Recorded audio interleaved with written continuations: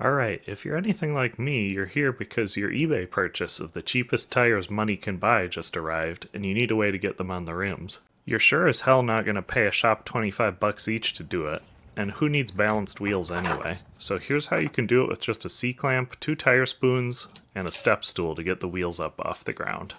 First thing to do is head out to the back 40 and pull your rims out of the grass, or if you happen to be a fellow gentleman, pull them out of your front hedge. The fact that you're watching this video tells me that your rims have at least one bird's nest and possibly 3 earthworms living in them. So first thing to do is grab a paper towel and clean the dirt off of them. If you're feeling extra peppy and you had your coffee this morning, you can even grab a bit of sandpaper and scuff the rust off of the bead seating surfaces. Next thing to do is grab your tire and evict the step stool.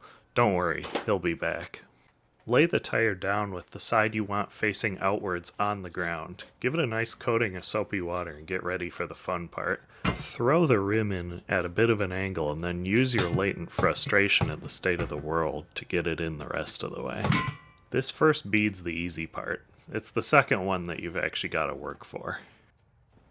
Bring the step stool back and give this top side of the tire the same coating of soapy water around the bead.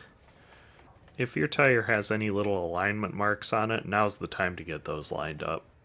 Mine had a yellow and a red mark on it. As far as I can tell, the yellow mark is the lightest part of the tire, so you want to line that up with the valve stem on your rim.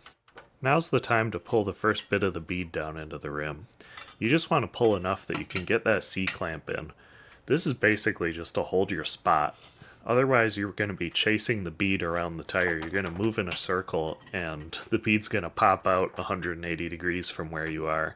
The C-clamp just keeps that starting place for you. Start moving around the rim with one tire spoon until you can't move that any further, and then bring in the second one ahead of the first. After this, just alternate. Pull one tire spoon over the edge, and then move the next one a few inches forward. The C-clamp does something really nice for you here. Usually when you're mounting a tire, you need to keep the bead down in that groove in the rim behind where your tire spoons are. If you don't have the bead down in that groove, once you get about 180 degrees around the tire, you're not going to have enough stretch to get the bead over the rim.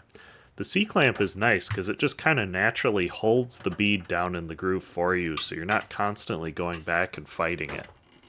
Once you get down to like the last 35 degrees of the rim, you're going to reach a point where you just have to muscle the bead over the edge. But after that, that's it. Take the C-clamp off and it's time to seat the bead. Depending on how wide your tires are, you might have to give yours a little persuasion to get the bead to actually seat while you're putting air into them.